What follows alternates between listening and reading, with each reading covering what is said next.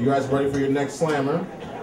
I need you to start going rip, roaring, asshole crazy for Shannon!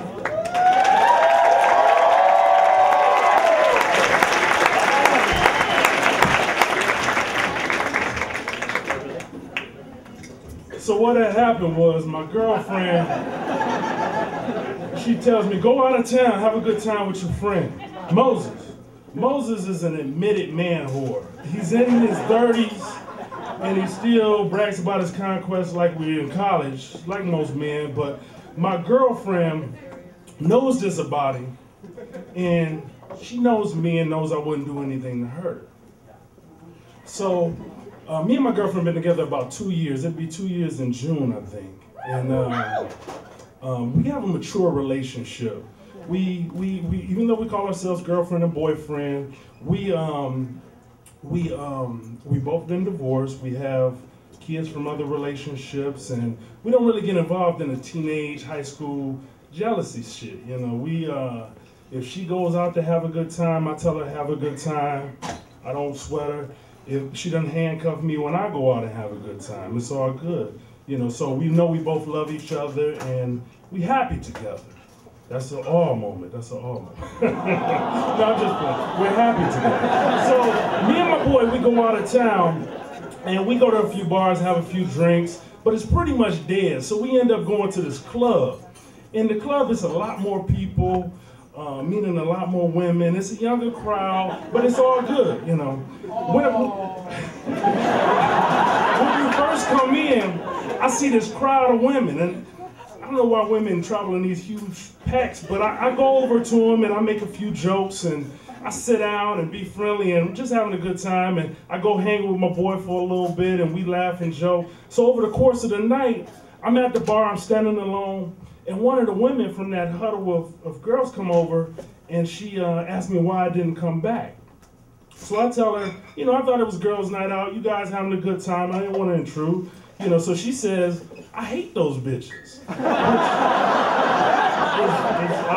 So I'm talking to her and I say, oh, okay. And while I'm talking, my hand accidentally, truly accidentally, like grazes her thigh right by one of her butt cheeks. And she was incredibly soft.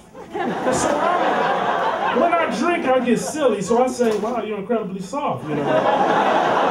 And she grabs my hand and puts it on her bottom.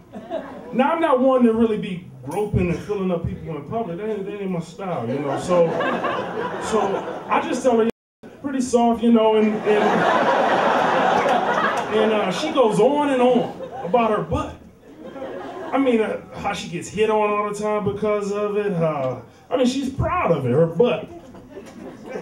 So I know this conversation is going nowhere good. So I'm trying to end it, and the way you end a conversation in the club usually is just get the information. So she puts her number in my phone, but the thing is, she calls my phone to get my information, and conversation is over. So I'm back hanging with my boy, we laughing and joking, talking about each other. That's what we do all day. And I get a text, and it's this girl while we still at the club. She texts me and says, you want to see something? So I text back and I say, yeah. And she says, don't show your friend, okay? I say, MP, no problem. And she sends me 3 pictures, real skanky, I mean, 3 pictures of herself bent over on the bed, 2 with panties on, like different colors, and 1 without any. So the message down below says, send something back. I don't really like store penis pics in my phone to see it for requests. Neither would I don't know if the phone would get all that. It's gone,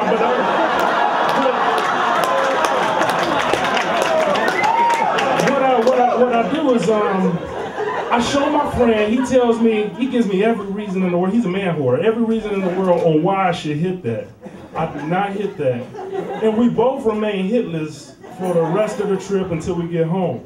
Men's worst nightmare. I'm at home, I leave my phone on the table and go out and run some errands. I remember too late, I get home, my phone is still on the table, and it says, it's sitting on a note.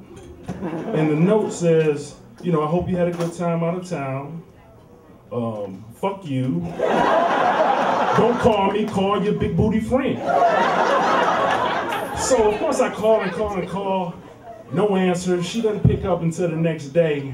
And I tell her what happened, what didn't happen, how she think I could Jesse James, Tiger Woods her like that, you know what I'm saying, and be with the big booty skanky girl.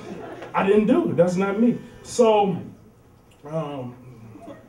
she's crying and crying and crying, and I'm thinking she's crying more than I think is necessary. So I say, hey baby, you know, I said I didn't do anything, you know, I'm sorry, you know, I love you.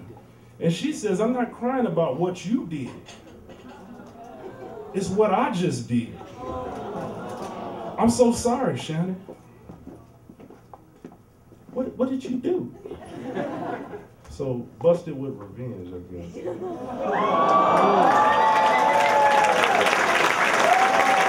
Oh, don't cry, Shannon.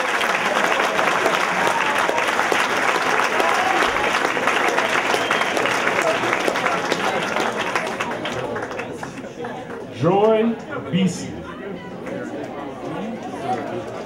Give it up one more time for Shannon.